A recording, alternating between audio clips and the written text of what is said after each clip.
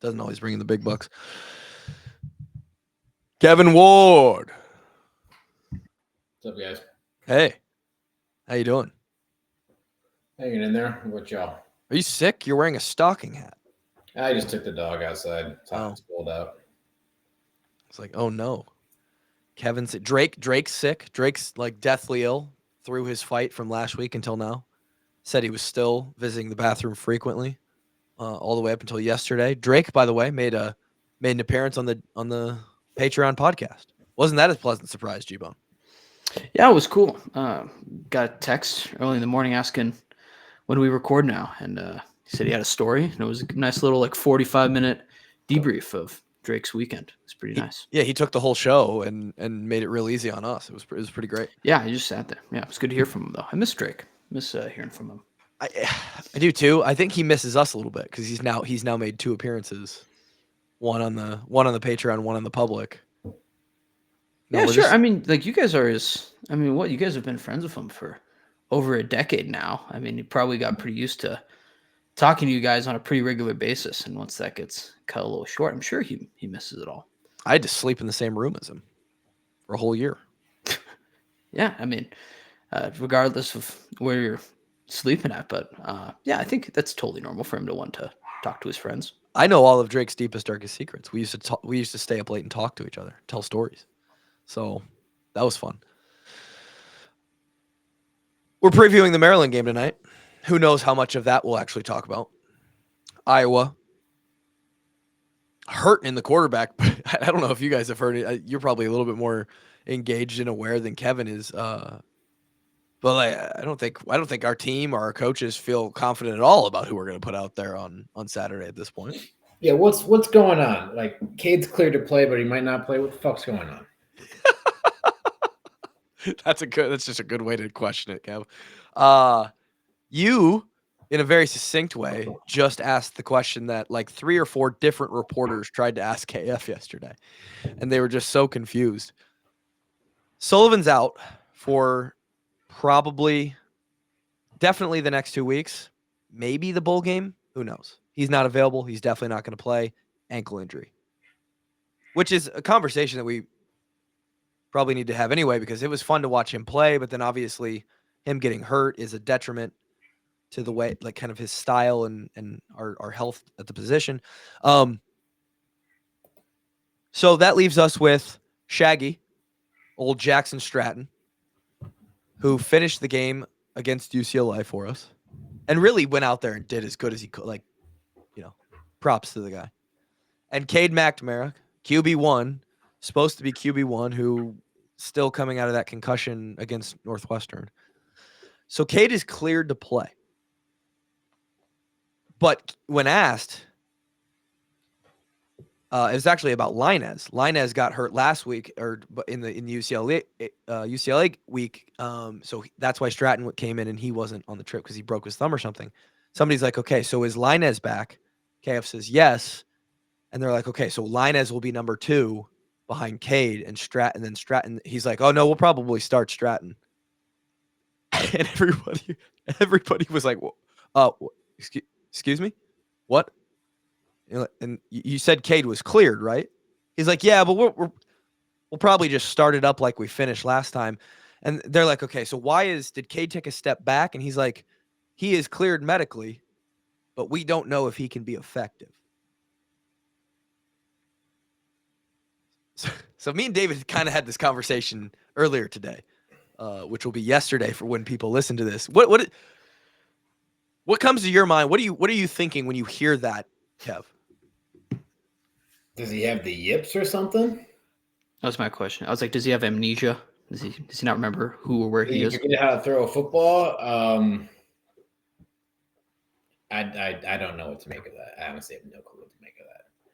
I immediately thought, okay, so we have Linez, he's back, but it sounds like it's between these other 2, Stratton and McNamara, and we know what Stratton is. He's a guy who's gotten 3 weeks worth of one's reps, actual Iowa football plays, our playbook against the defense.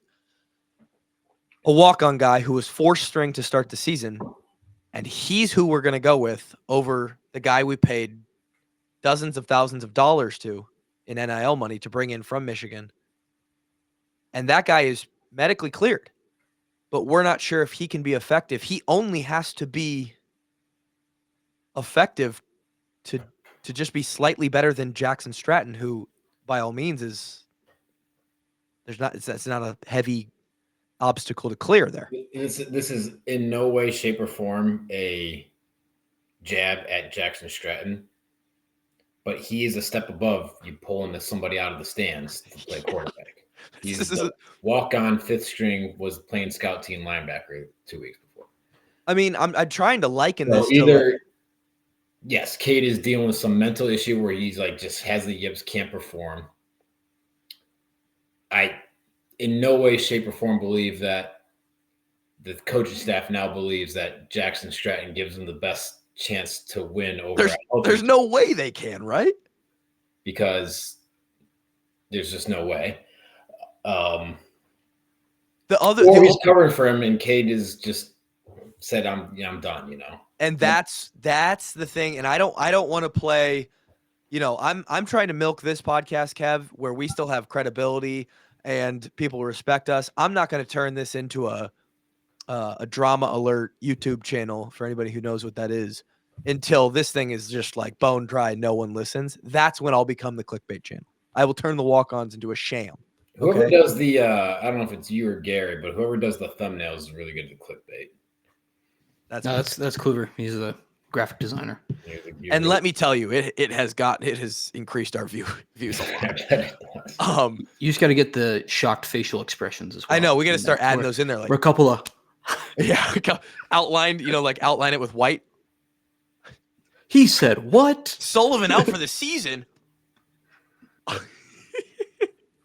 Anyway, where I was going with that was I don't want to make mountains out of molehills here. But if I'm reading into this a little bit, and David brought it up on today's podcast with the KF Press Review, the way he talked about it and he didn't even mention it in his opening statement. And then you see the captains come out. And I questioned when Cade wasn't a captain against UCLA, and it made sense. Because he couldn't travel. He wasn't medically cleared. You're not going to name a captain who's not going to be able to even be on the trip. But they're back home now. He's medically cleared. He still isn't a captain. And what I likened that to was maybe that's a nothing burger. But Kev, if you think about some of the captains we had during our time, and I brought up James Morris as the example. If James was in the same situation, he got a concussion. We ended up having to go on a road trip the next week where he was not medically cleared to make a flight that was going to make recovery weird. So we named another captain for that week. But then we came back home the following week, and James was okay. Even if James isn't okay, but he's at the stadium, James is a captain. He would have been a captain again. He would have been renamed a captain. So for Cade, so if I'm putting puzzle pieces together here, is there trouble at home? I don't know. Is there a little bit of drama going on? And is that what we're getting into now when we're talking about college football and NIL deals and guys who aren't at a university for 4 or 5 years, they're there for 1 or 2, and the deepened relationships that you have and respect for a coaching staff and a staff's respect for a player and the process, it's just a little thinner than it used to be. And tears and cracks in the system and jealousy and anger and jealousy, whatever it needs to be, whatever it is, starts to seep in a little bit more. And Cade steps up, and internally it's just like, nah, I'm not. I don't know. Drama maybe starts to happen. I'm not saying that's absolutely what's going on. I'm saying it's a possibility because it just seems really weird that Cade gets medically cleared and isn't the guy anymore.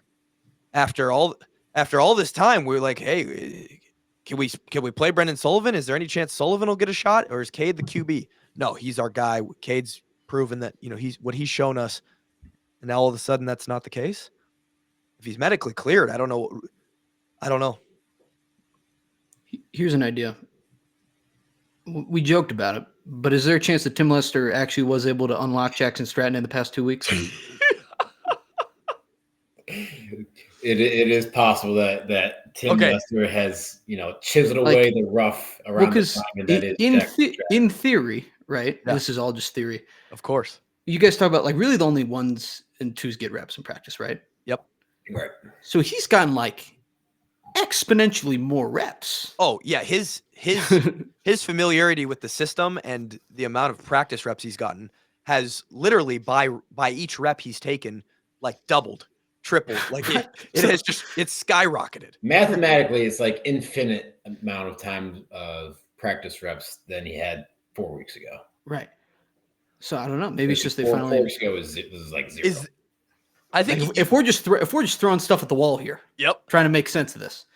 What are the chances that he just finally got a practice? Yeah, it's like, hey, this guy's not. This guy's guy kind of on working. the roster, and he's going to be like wasn't Baker Mayfield like a 4th string walk-on quarterback in his freshman year? Yeah, I believe so. It's Jackson Stratton. That's your headline right there. Maybe that's Jackson Stratton. Is Jackson Stratton the next Baker? Okay, hold on. Here's the thought. For everybody on the YouTube, you need to like the video right now. If you don't, you're an asshole because I'm doing this for you. I'm doing it for content. This is the new thumbnail. Ready? I'm going to do the picture. Tim Lester unlocks Stratton. That's the title of this episode. Now, hey, Grit, here's why I don't think that's 100% a joke, right? When they asked about Stratton today, so they get through this. They finally get the answer out of KF, or it was yesterday. And they're like, okay, what gives you all this confidence in Stratton now?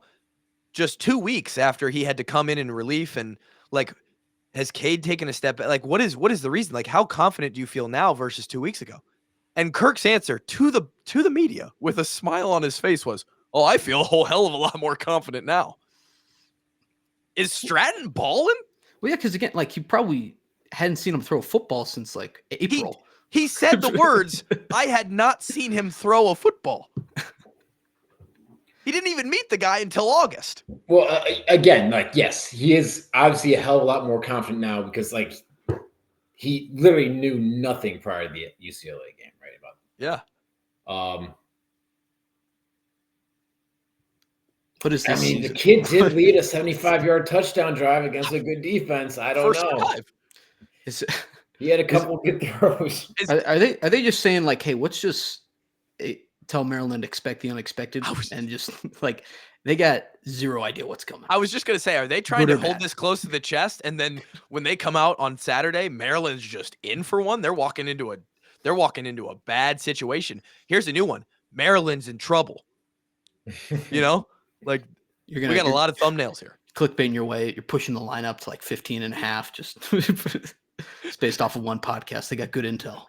Former players. No, we listened to this one podcast. They said this Stratton kid can absolutely sling it. I don't know, man. It doesn't seem likely, but I mean, I literally put in my notes for the iCult pod today. This is the note. KF is clearly impressed with the very limited valuable reps that Stratton has gotten. That was my note after listening to the press conference. All right. Let's rewind like a year and tell me, where did we find Jackson Stratton and what is his background? Where is he from? I don't know. It wasn't a year. It was about 7 months ago. He used to play for CSU, I believe. He's a Colorado State guy. He transferred from Colorado State. I believe QB swap, huh? Grant, can you pull up his profile on the Iowa roster? I believe he's a young kid, got a scholarship to CSU. Okay. But with Iowa, he's a walk-on. By the way, when you search Jackson Stratton, a picture of Brendan Sullivan comes up. I just want to point that out. Just want everyone to know that. And by the way, as Grant pulls this up and we can kind of dive deeper here, I am sad that Sullivan's hurt. It sucks we don't get to see him play this out, and you guys can give your thoughts on it. But it really was exciting. Look at this guy. It really was exciting. He's from Cali. All right, 6'4". Scroll down. I want to see his high school stats. It probably won't. Well, it usually does. If you go all the way down. Yeah. Competed at Colorado State, redshirted after appearing in 4 games. He was 4 of 17 for 78 yards at CSU with 1 touchdown and 2 interceptions. Not great. But now he's got look at all these. Now he's got a ton of pictures up from that UCLA game. Right, high school, 3-star composite recruit. Okay. 247 ranked him as the 63rd nationally among pro-style quarterbacks. That's not great, but it's not horrible. He was 312 of 515 in his career for 4,500 yards and 52 touchdowns with 19 picks. So this guy is just gunslinging all over the place. Yeah. He probably played 2 years, threw for over 2,000 yards a year, had like a 3-to-1 touchdown to interception ratio. I mean, it's a QB that only someone like Tim Lester can tame. I mean, what if it's just the perfect match, man? It was fun to watch Brennan Sullivan run around. He was just far too aggressive and not aware enough in that UCLA game. And I don't think I have to tell him that, or I think he was it became pretty evident pretty quickly. It would have been nice to see him get 5.5 games to finish this year, knowing that he's still going to be on the roster. He's going to be one of the options for next year. Up until this point, he's been, hey, he's our guy for next year. And now we have to go another rung down the ladder. And now does Marco Lainez come into the picture? If Cade's potentially... I got a question about Marco. Yeah. If he's healthy right now. Yeah. And it's still maybe like Amnesia Cade or Jackson Stratton, what are the chances we ever see Marco take a snap? Amnesia Cade for Iowa football. Like, so if even at this point he's still like third bottom of the list. Like, what are the chances we ever see? Broken hand, right, or something? A thumb issue the week of UCLA. Yeah. Okay. Throwing. I mean, if it's a throwing thumb, then I mean that. I have to imagine it is. Right. Yeah. That's tough. You know, like. Yeah. To answer your question, I don't think we have a health. Although KF said he was back. And it was showing promising. They were kind of surprised at how quickly he came back. I don't think he's 100% to where he can get into the conversation right now. To answer that question further, Grant, Tyler Kluber personally thinks we might never see a snap of Marco Lainez. Kid can run. He can run. He's Cade is our least mobile quarterback on the roster of the 4, I think. No, Shaggy Stratton. I'd love to see him scoot a little bit. Dude, he got into open space that one play with UCLA. I know, dude. I'm juiced a little bit at just the fantasy world potential of our conversation right now. Like, Stratton is just absolutely slinging it in practice. Like, Jay Higgins and Castro and Schulte, they have no idea what's going on. They have no answers for Jackson. They're just Phil Parker is the last 2 weeks has been like, we don't know how to fucking stop this guy. This guy's unbelievable. That's more of a Coach Wallace voice, but I don't know. I don't know. It's a very interesting situation. The other quote that's pertinent there, Kevin and Grant, is KF said, I think we'll know by Friday who's starting. You guys won't, but we will. And they basically left it at that.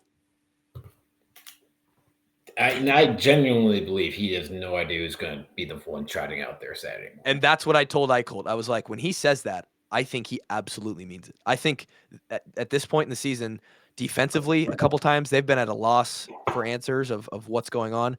And now offensively with this quarterback health situation, I think they are on their heels. They straight up don't have answers for the public.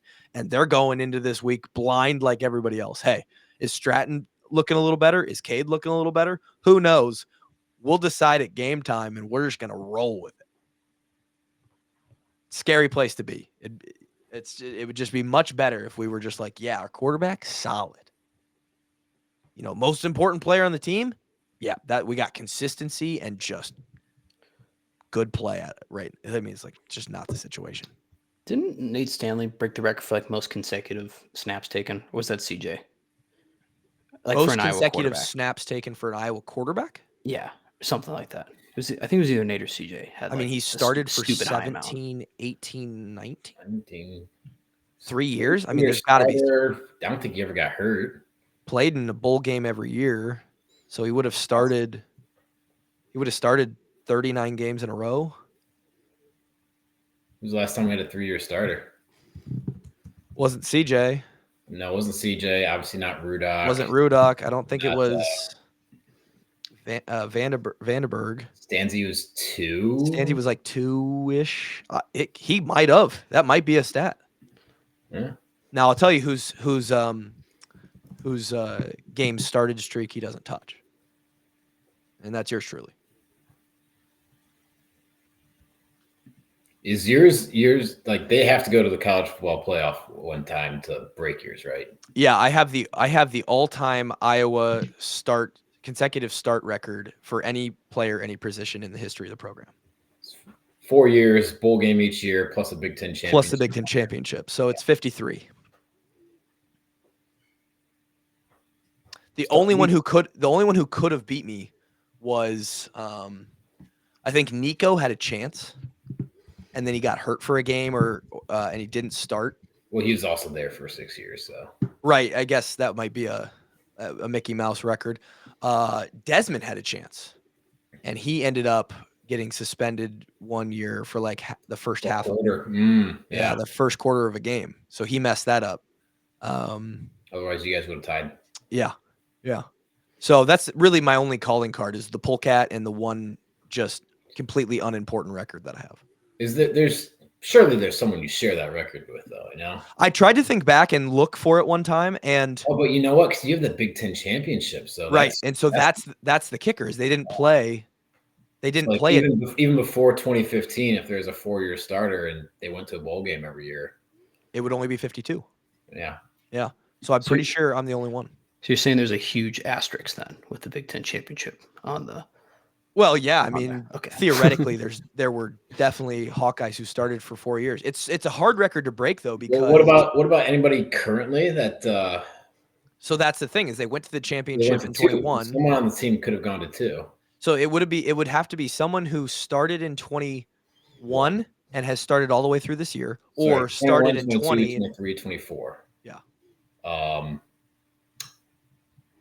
Elkin had a shot too. Funny because it's another long snapper, but the issue with that was I think this is his 4th year. He technically does have another year next year, so he could astronomically set this. I don't know if he'll stay.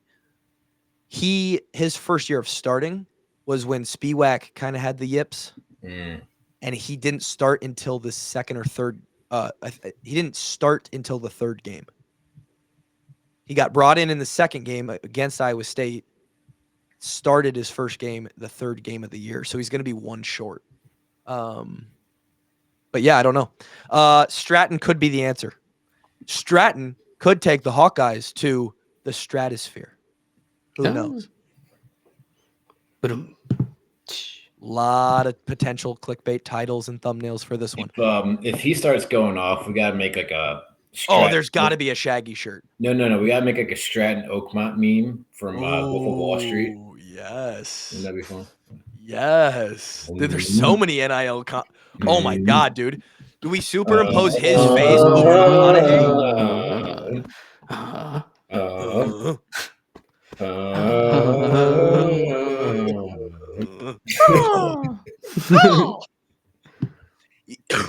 Yeah, his NIL opportunities could absolutely skyrocket. By the way, Nate Stanley started 39 games in a row. Yeah, that was anyone's curious. But it's pretty good. We'd have to go back and see how many snaps though. I can't find snaps. I don't got the. I think someone probably a few more than you. Yeah, I would say more. Than yeah, the snaps record is so far ahead of me. I'd love to go back and actually get the stats on that. I think I probably averaged somewhere between 8 and 10 snaps a game. 10 sounds high. 10 sounds high? I mean, you're talking punts and PAT field goals. Yeah, but you're only doing one or the other every drive. Yeah, but it's usually one of the two. Yeah, that's true. And there's how many drives does a team average? Iowa, not a ton, but it's probably more than 8. Yeah, you're right. It's probably around there. You go. Yeah, turnovers though, and True. You go for it every now and then. Sure. Never enough to hit that 25 play threshold. Plus, Nate Stanley was punting there for a little while. Yeah, we had a little. I mean, we got to bring that back. That was a lethal weapon for a couple of years there. Things we need to bring back from the Stanley era. The fucking quarterback sneak, which we can't really afford to do at this point anymore, and the QB punt. Mm-hmm. Stanley hit a couple 40-plus yarders. I just won Kansas. Do it end over end, and there's no one back there, and he just kicks and goes. It's not about how pretty it is. It's all about function. Exactly. Are we sure Stratton can't punt? Stratton might be able to boom it. I mean, at this point, I'm convinced he can cook the team dinner too. I mean, just given how effective that was, though, like I'm surprised. Like we should just like once a week, 15 minutes, once a week. Teach the quarterbacks to punt. Yeah, you catch a team off guard, you completely take out any sort of return. Mm-hmm. Yeah, I'm with you. I'm 100% with you. Although Dakin has been elite, he's he's top 20 in the country. Yeah, but you know, I get what I'm saying. There's no returner back there. Like right, you completely eliminate the risk. Yeah. Other storylines for this game. Brian is going to be on the other sideline. KF was asked about the emotional side of that. He basically said he just has a ton of respect for Mike Locksley. He's happy that as a father, his son is around good people, which ultimately is what KF cares about the most. So that answer is not surprising. And that, like, it's really no surprise. Like, you know, they both have an objective on game day, and they want to win the game, and they kind of understand what the other side's trying to do. So there's really, he said, quote, not a great time for a family reunion, but I mean, sort of to be expected. So it will be interesting.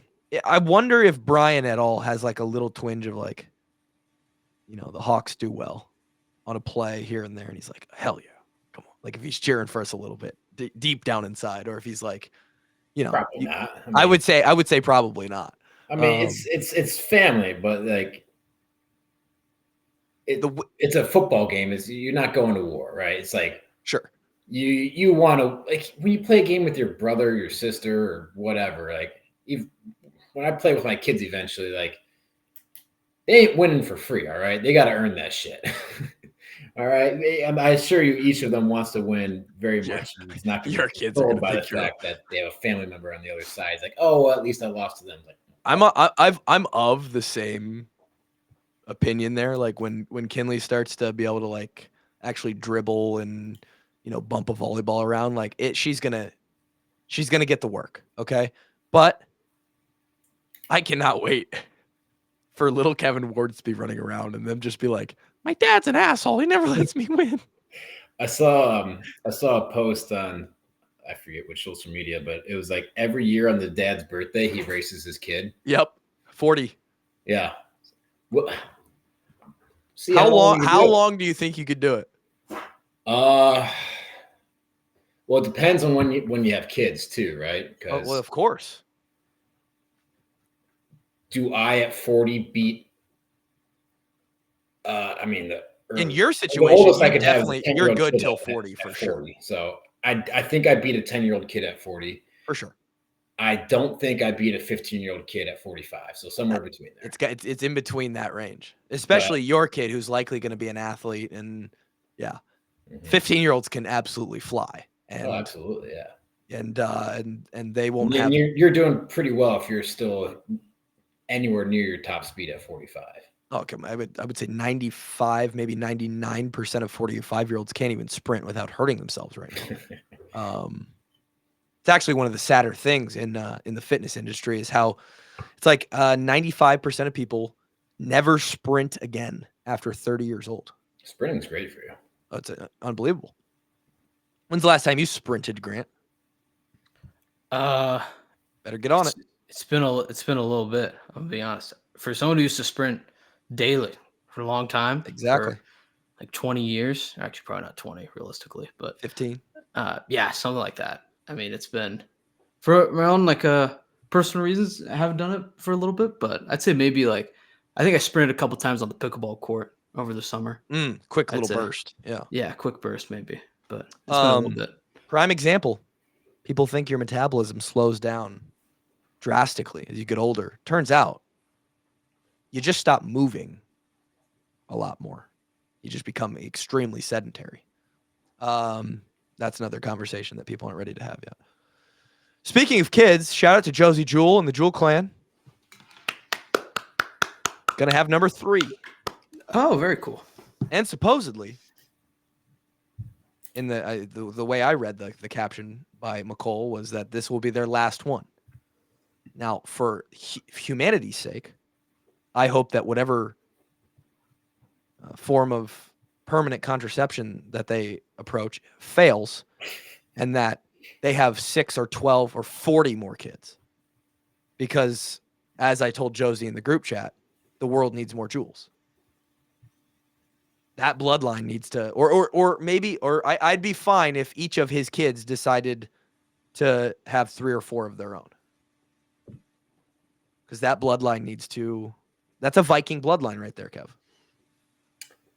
Yep, straight from Norway. Straight from Scandinavia.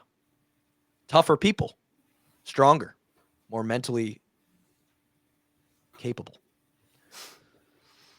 It's just true, Grant. Don't give me that look. I'm not doing any look. You'd think if you got to like 12, one of those has to be another All-American linebacker, right? 12 kids? Yeah. Sure. Like if Josie got 12 shots at it. If Josie had 12 boys, 4 of them are all they're all probably 1/3 of them are all Big Ten. You probably get at least 2 NFL players. Would make recruiting a lot easier for Brad. Absolutely. Yeah. And that's why Josie's just honestly a selfish person. The fact that they are only having 3. No, but we're happy for Joe's. He's you talk about the American dream. Josie's living it. That is a beautiful family. Married his high school sweetheart. They're going to play for his home state. All-American, literally. Set himself up financially. Owns a couple businesses.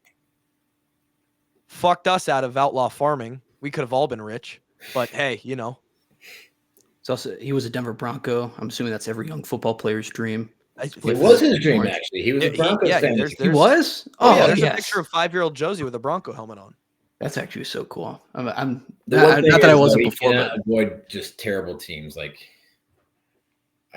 he's never. Poor guy's never going to make the playoffs, but it is what it is. We'll take him back if he. I bet you if he called Coach Payton, let's say March, there's a non-zero chance. He's like, oh, why not? Sure. They offered to re-sign him, just not nearly as much as Carolina offered him. Yeah. It wasn't that they didn't want him. It's just that Carolina had deeper pockets at the time. Freaking his own Walmart, and you can't shell out a few extra. Come on. If it were up to me. Although the guy who owns the Panthers is filthy loaded too. They all are. They're billion-dollar teams. He's too busy throwing drinks on people at the stadium. But. Yeah, he has some issues, I think, right? This is the point I wanted to make as we get down to the end here. There might be a lot of fans out there these last 2 games that are like, I'm tuned out, right? This game doesn't matter. This season no longer matters. And I just have a counterpoint to that, maybe a thought experiment to run through your own brain. And that is, this game absolutely mattered.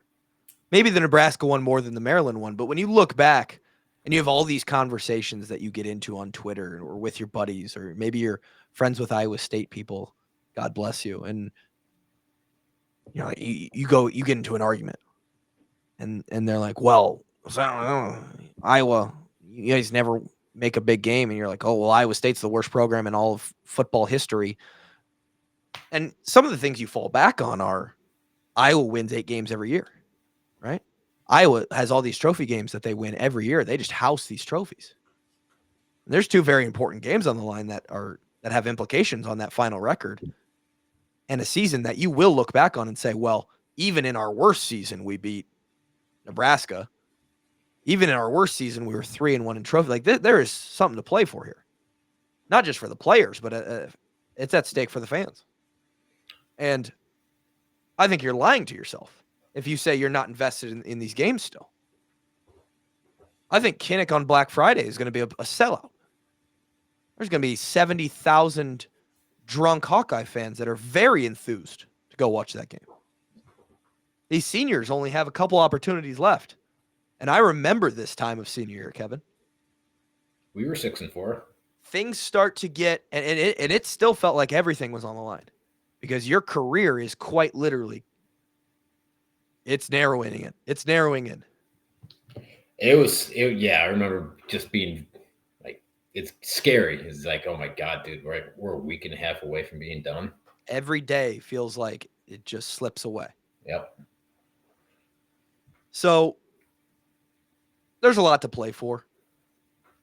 8-4 is still respectable at the end of this year. If you go and win a bowl game, 9-4 is respectable. Not a lot of teams win 9 games. More don't than do.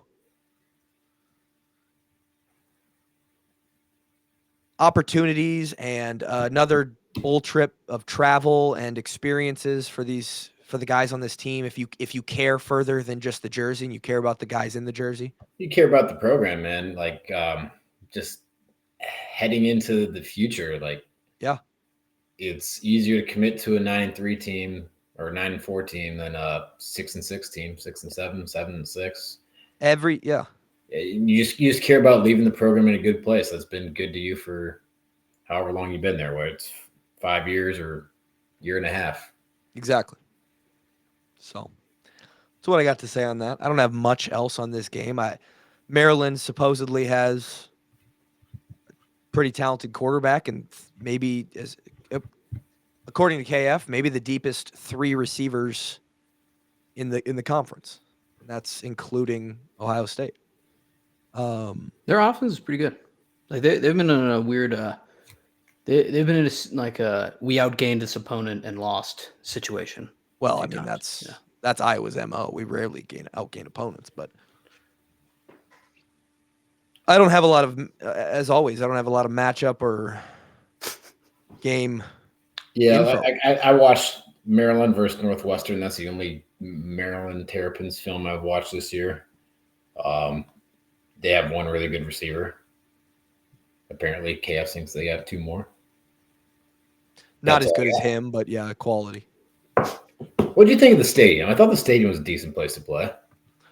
Kind of like a little mini bowl. Yeah, it wasn't bad. It wasn't bad. The locker room was dog shit. Locker room was terrible. It's a good stadium. If you've ever been to a ugly uniforms and really ugly logo. So you just hate the state flag of Maryland. I do, yes. That's absolutely. They didn't invent that. That's just the state flag. I know. And it's horrible. Why do we have like a 12th century coat of arms for our state flag? Like, well, and here's the thing: you have you're one of the, when you're talking about mascots, you're a terrapin, right? That's a turtle. Right? It is a form of tortoise, I believe. So you're one of the only schools who has a turtle or form of turtle as your mascot.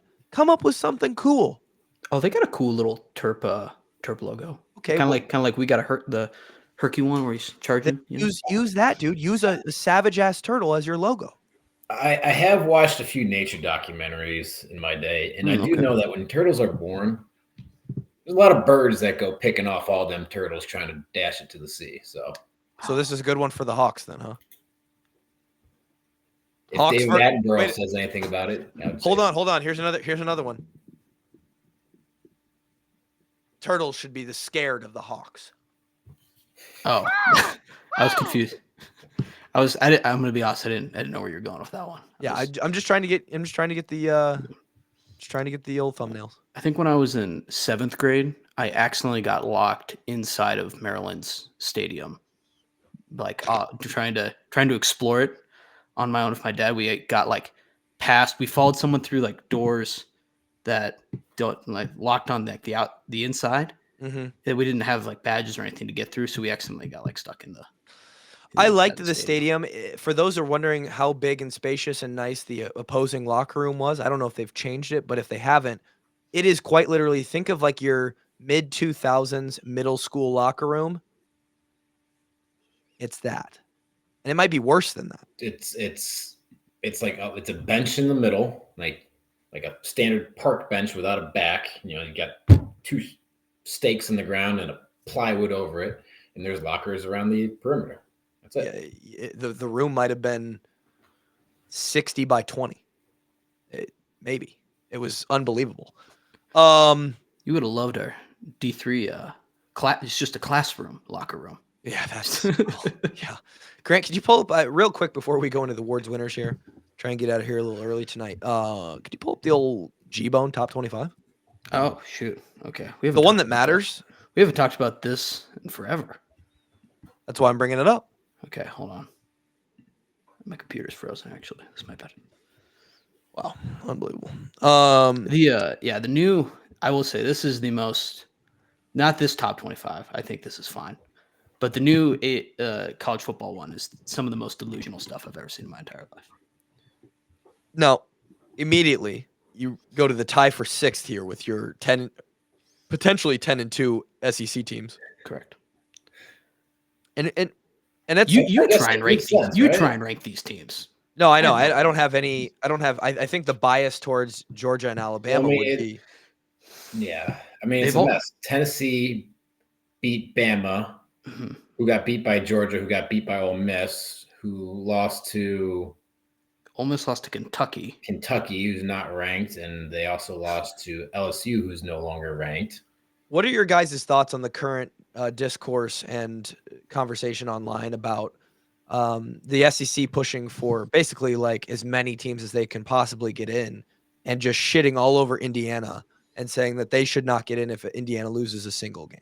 Well, why are you going after Indiana when there's a team right in there as well at number 6 right now, not in this poll, that lost to Northern Illinois at home? Like what why are you so mad at Indiana? Like that, even if they lose to Ohio State, they have an argument like Notre Dame lost to Northern Illinois. Why are you talking about them?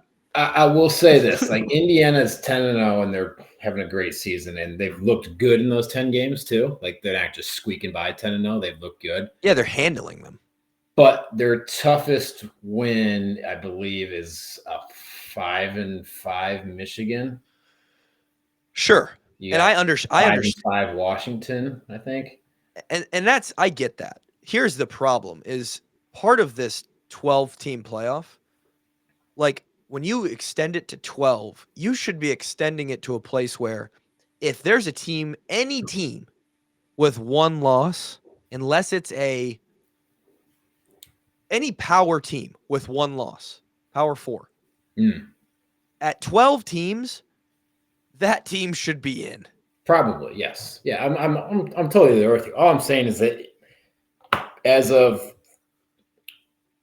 Thursday morning, the week before the Ohio State game, Indiana's to me is still a little bit of an unknown quantity here. I would agree with what they do this weekend will be huge, even if they don't win. Like if they're within, like the spread is 2 touchdowns. Like if they cover the spread, like there's no question they're in.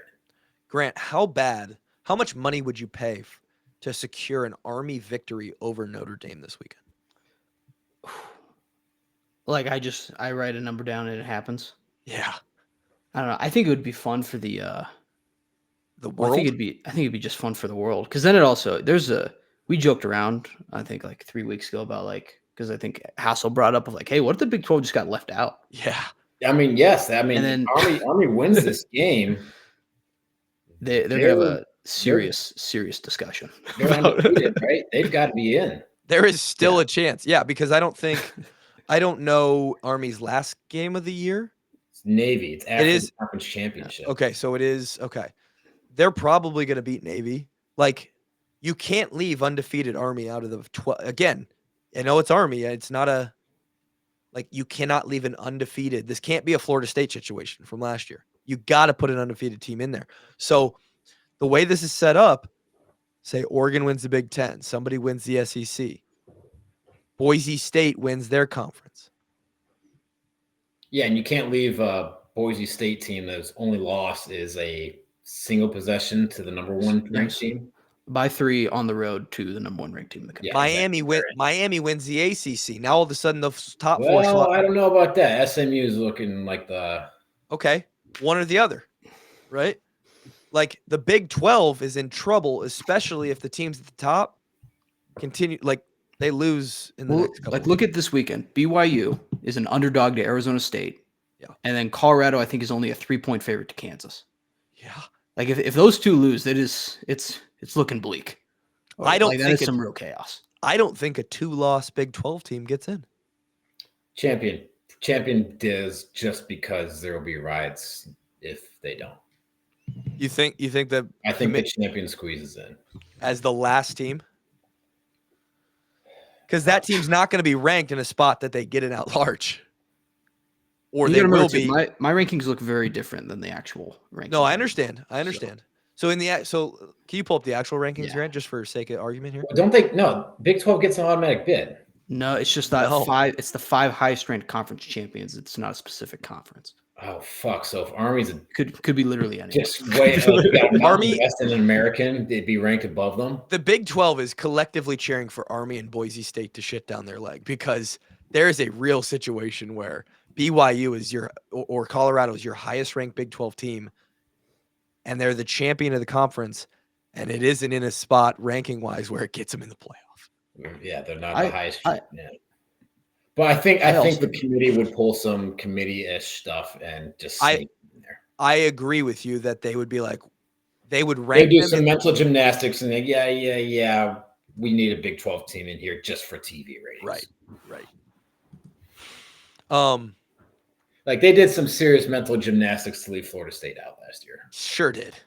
That's unbelievable. And they've shown they have no hesitancy about doing it, so they'll do it again. If the SEC had their way, it might just be an all SEC playoff. All right, so pull that back up. Who's got a real shot at getting in besides your 4 tied for 6th teams? Those are wins out there. They've got a decent. I would say it's Alabama, Georgia, Tennessee, Ole Miss, Texas A&M, Texas. Well, Texas, yeah. But like Texas does not have an impressive win on their schedule. Texas has the same amount of impressive wins as Indiana right now. I mean, it's true. This is the actual top 25 right now. This is the actual top 25. So you've got Texas at 3, Bama at 7, Ole Miss at 9, Georgia at 10, Tennessee at 11, A&M at 15. I mean, Texas A&M might play in the conference championship. They could. I think they're going to lose this weekend, but we don't know that officially yet.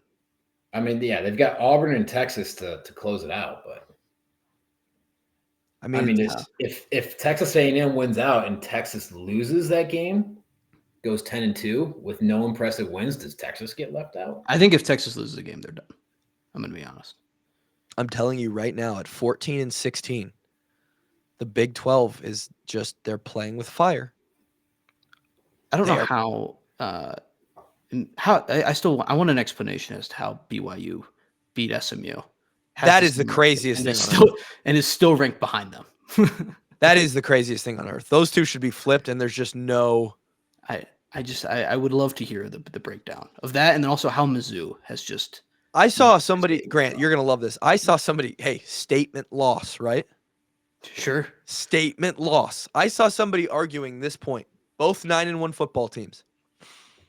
SMU's loss is to BYU. BYU's loss is to who? Somebody that's Kansas. Kansas. They looked right past the head-to-head matchup of two 9-1 football teams to say, well, SMU has the better loss. And they were legitimately arguing this. And somehow failed to consider that loss is to the other team in the conversation. And it's just makes no sense. Like it's so rare, and when we get to this late in the season where we're comparing out of conference teams that have one loss, and there's like we actually have an on-field product, right, to show like who might be better, and then it's just totally thrown out the window. Like I have no idea. Like last year when we were in this situation with like Florida State and Alabama, like we could have if they played each other week 3 or whatever, like BYU and SMU did, that would have been perfect, right? As they're like both going to be teetering for a playoff spot, and then they just threw it out the window this year. They don't even care. I think all the issues. Like how can we wrangle in as much viewers and as much money from this college football playoff as we possibly can? Absolutely. Well, that's my other thing too. Is like, so let's say, so the Big 12 is in kind of jeopardy right now, right? But like, the BYU beat currently the highest ranked team in the ACC. Yeah. Or the second highest. I don't know how Miami managed to do what they've done this season and still is squeezed in there with Alabama and Ole Miss and Georgia. Baffles me. Like I have no clue how they've done that. But like I sometimes I'm like, should the ACC be in more trouble? Like, or why are we just ignoring the ACC? Yes, they should be. I don't know. I sense some more changes coming in the structure of the playoff because they're running into a lot of issues, specifically with like how those top 4 seeds shake out, the rules around those. I wouldn't be surprised if this thing goes to 14 or 16 teams very quickly. Well, people are going to be really mad too if this ends up happening where like Georgia has 2 losses, they're the last team in, and then like Ohio State or Oregon, who gets the 5, let's say, or Indiana maybe, has to play Georgia, gets rewarded with Georgia in the first round after having an 11-1 great hey, season. go beat them. You know, like that's when those teams have to prove it. Like, hey, right, and then that's the thing. At the end of the day, right, this is all to determine who is the best team in college football this year. Once you're in, it's just like, okay, you're in. If you are the best team, like Kluber said, go prove it. You beat the other best teams in the country. I will say this: there's nothing I want more than like a 12 seed Georgia or Alabama to have to go up to a snowy game in Penn State playoff game. Well, I think right now there's 2 SEC road games up north. I want nothing more. If it ended today, if this was it, it would have 2, I believe. I want Alabama in the snow against Ohio State in the horseshoe. Like, I want that so bad. We've always talked about it. Bring an SEC team the last week of November to Kinnick Stadium at 6:30 p.m. Bring them. Here, I'll try and get the actual bracket. Because that's just like a normal home game, right? As far as tickets go, like the opposing teams get like their allotted share, like 5,000 tickets, and that's it. There could be a higher allotment. Neutral site game where they get 50-50. There could be a higher allotment, but it's not going to be a 50-50. It's going to be, I think part of your seating is you get that home team advantage of like, yeah, you get your normal, it's going to be a home atmosphere. So this is it right now. Yeah, I mean those away games for that first round, like it'll be tough. Like I think, yeah, Ohio State wins at BYU just because they're better, but you know, Georgia going to Penn State, like Georgia's probably the better team, but that's a home field advantage in a big way. In the cold. According to DraftKings, the hypothetical spreads of these games would be Georgia -1 at Penn State, Ole Miss -3.5 at Indiana, and then Alabama -1 at Notre Dame. God, I'd be fine with it. This would be awesome. And remind me, what week are the first round? Is it the week after Army Navy? I think it's like the 20th or something. I think it's really close to Christmas is what it is. So yeah, that'd be the following week after the Army Navy game. God, I would pay for these games right now. They would be. I'd be glued to the TV. You talk about a guy who is very casually a watcher of all of college football. I watch all the Hawkeye stuff, obviously. Dude, I would be glued to Georgia at Penn State. Well, how are they going to time them out? We're going to have like an 11, a 1, a 3, and a 6:30 game or something. I don't know, but that quad box is going to be going. It's probably just stacked. I think 2 of these games are one day, and then 2 of these games are the next day. Okay. Yeah, I do love this scenario though of Ohio State, who's the number 2 team, has to win a game to play the number 12 team. No, honestly, yeah. In this scenario, that is about as good as a path as you could want for Ohio State. Well, then their issue. That's what they keep saying. Is the best place to go. Going back to Oregon, who you probably shouldn't beat. Yeah, the best place to go is to be the 5 seed, because then you get this higher seeded outside of the bracket. You get a higher seeded, last conference champion right now. Would it make a ton of sense though for Ohio State to have to play? So like, let's say they play each other in the Big Ten championship. This is the bracket. So then they have to play Oregon a 3rd time to get to the championship? I think if Ohio State loses in the Big Ten championship, they're not going to be the number 2 ranked team. Yeah, that would make sense. So they probably wouldn't be the 5 seed. I think they would try to. Either way, if Oregon's in that spot, they would just eventually wind back around to playing them again, wouldn't they? There's a chance, but possibly, right? It's what you're going to get when you have a 12-team playoff and a couple great teams in a single conference. Either way, it's going to be exciting, and I think it's going to continue to evolve, but it'll still always be exciting. Let's do some DJ Kevin. And all we do is win. Not all we do, but we do a lot of winning. There's a lot of good winning going on. Above the profitable rate. Yeah. Fun segment. Ward's Winners brought to you by. Could be you. Could be your company. Do you want to sponsor Ward's Winners? I'll sell it for bottom dollar. We currently have no sponsor there. As is right now, if you have a company, $50, start the bidding. Well, why are you? What negotiation tactic is this? We're better than $50. The negotiation that currently we're making $0 on a segment sponsorship, and we could be making $10. That's a 10x profit increase, Grant. That's a Pancheros burrito right there. Hell yeah. No free ads. We're going to actually have to do $20 because that's one's a snack, two's a meal. I'll kick this off. I'm serious about that sponsorship, by the way. Jim's Flooring could be sponsoring Ward's Winners whenever you want, Jim. I'm going to kick this one off. We're going right to that Indiana-Ohio State game. I think Indiana's playing with that fire that we did in 2015, Kev. There's a little external motivation. And when you haven't been broken yet, that adds just a little element to it. And yes, they're underdogs by quite a bit this weekend. I think they're going to keep it close. They're plus 13 going into the horseshoe. Give me Indiana to cover plus 13 against the Buckeyes. This pick is ill-advised, this next one. But the opening of this show and the 20 minutes that we hyped up Jackson Stratton have me believing. Okay, I'm in the stratosphere. Iowa -6 at Maryland. They might know something we don't, actually, with that. They might know who Jackson Stratton is and what he's capable of. He has been, as Grant put it, unlocked by Tim Lester. Jackson's taking us to the promised land, man. Iowa Hawkeyes -6 this weekend. I'm going to regret that. So ridiculous.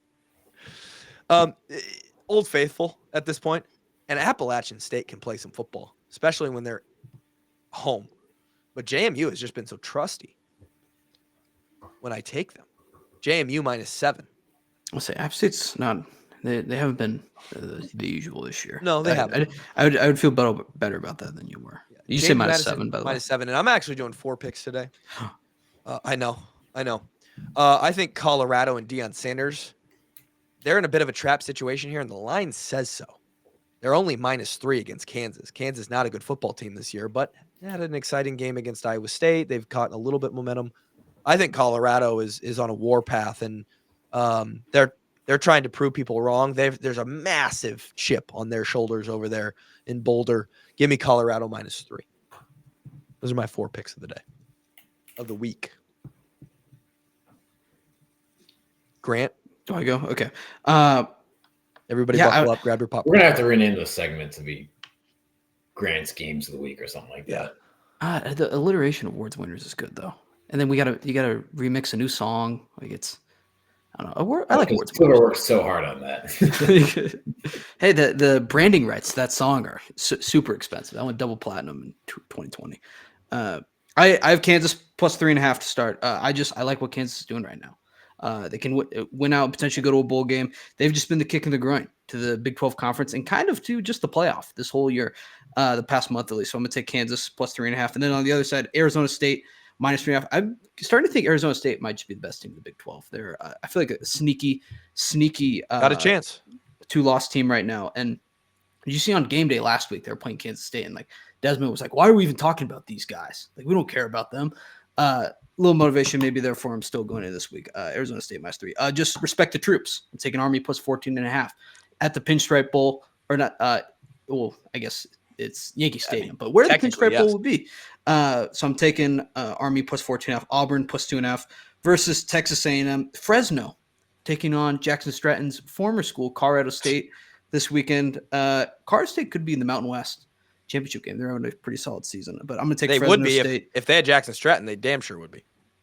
I mean, we have no evidence against that right now. No. It's the Jackson Stratton Tim Lester combo that's lethal. True. That's someone has to unlock Jackson Stratton. You're right. Fresno -3.5. UCLA plus 4.5 versus USC. I'm excited to see this one in the Big Ten. A little classic rivalry there. Duke +3 versus Virginia Tech. UTSA -16. Stinks. Well, I'm going to be honest. I don't remember who they're playing. I'm just I don't know. I don't know who they're playing. I wrote it down. I wrote this down earlier this morning, and I don't rember who they're playing. But you love them, dude. You should feel good about it. But it's a great pick, regardless. Wisconsin plus 2.5 versus Nebraska. This one, I don't need any stats. I don't need anything. Except, did you guys see the quote earlier this week that Dylan Raiola guaranteed victory? Oh, really? Oh, no. Oh, that's not Oh, good. that's bad. So that's a freshman mistake right there. Yeah, his teammates hate him, by the way. There was I think I could find it eventually, but there's an On3 post where he guaranteed victory. So UTSA minus 17 against Temple, by the way. I love it. All the Owls have. Someone sent me, they're like, Grant, best stat of the year. Every single team that has an Owl as their head coach fired their coach this year. It's a horrible time to be an Owl. It's like, thank you for sharing that. There's Rice. Who else? How many Owls are out there? FAU just fired their coach. Rice, Temple, and FAU. Kennesaw State fired their coach. They're the Owls. No. They fired the only coach they've ever had. That was their only coach ever, and they fired him. Damn. It's tough. It's tough out there. But yeah, I'm taking Wisconsin was the summary of that conversation, plus 2.5. And then Minnesota plus 11.5 versus Penn State. I just look at that. I like that one too. And it's like, why?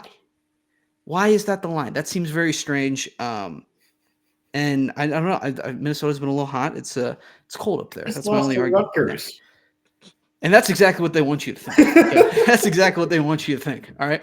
They're playing a game with you, Kevin. That's why they're dangling that 11 at you. They're like, oh, what could happen? I don't know. It could be wrong. It could. I don't know. I'm not good at this. And then not financial advice. I don't know. I just told you I'm taking Wisconsin because of a quote. That's solid right there. That's worth at least a fraction of a point. That's a lock. Mississippi State plus 7. They're not good this year, but why not? Why is that line 7? That screams issues for them. So I'm going to take Mississippi State there, and then that's it. That's it. Those are all the picks. I'm telling you, man, the analysis is worth your weight in gold. If you as a potential sponsor of this segment don't think that Grant's analysis of games is worth its weight in fucking gold, then you are out of your mind. I also don't remember who Mississippi State's playing. Missouri. Oh, yeah. Missouri. What are they still doing they're the most fraudulent ranked team out there. That's true. How are they still in there? I think they have 3 losses. Who is their PR department that's kept them in the rankings? I don't really like Eli Drinkwitz. I don't really like what's going on in Missouri right now. So I'm going to take Mississippi State. There. Sounds good. That was my real analysis. I had to look it up first. Who's UTSA playing again? Owls? Temple. Loves it even more. Fuck the Owls. All right. I'm also going to be on that Indiana game. I will take the Hoosiers. I got them at 13.5. Wow. I do think they're a good football team, and I do think that they will be able to keep this one close. Because they've got talented players and they play good football and they're well coached. So I think Indiana can keep this one close. So I'll take the 13.5 there. I'm going to go down to Bama minus 13.5. So we're going to have a couple of 13.5s, one favorite, one dog. Bama minus 13.5 at Oklahoma. Oklahoma is having a rough year. I don't think they're a very good team. They've got quarterback issues. They've got a bunch of issues. I think Bama will cruise to victory there. I also like that UCLA plus 4.5, Grant. So that's a good pick out there. I think UCLA's I've got newfound respect for them. They play hard football and they play really physical. And I think they could give USC some issues. So, I got 2 more that I don't really love. Oh, those are the best ones usually for Grant. The ones that really stink, Kev, those are just give it. Just hand them. Yeah, I mean, okay, fine. I'll take Penn State minus 11.5. Oh, there it is. Yeah, I've been on the wrong side of the. What do you mean you don't love it? You were laughing in my face when I picked Minnesota. I don't. What do you mean you don't love it? No, I don't love it because I've been on the wrong side of the Minnesota bet. I think 4 times this year. Ooh, okay. Michigan collapsed versus them. USC collapsed versus them. I had them versus Rutgers, and I think I had. I think that's it. Maybe I had them a 4th time, but I cannot pick the right line side of the Minnesota games. But you know what? We're going to give it another try. Give me Penn State. I believe in you. I don't know. Yeah. PJ Brought to you. Turns it on, turns it off. I don't know. Awards winners brought to you by. Could be you. You're sitting at home right now thinking, holy shit, you could just sponsor it as a human. George Smith, you could be sitting at home right now and you could just pay us and we could say, awards winners brought to you by Jason Williams. We should honestly do that. We should do an auction every week. Yeah. Highest bid gets a shout out. Now, to close the episode here, I usually just cap it right here and say, well, let's go Hawks. Hawks by 1,000,000. Beat the Terps. Beat those fucking turtles. But I just have an update. Women's basketball is playing currently.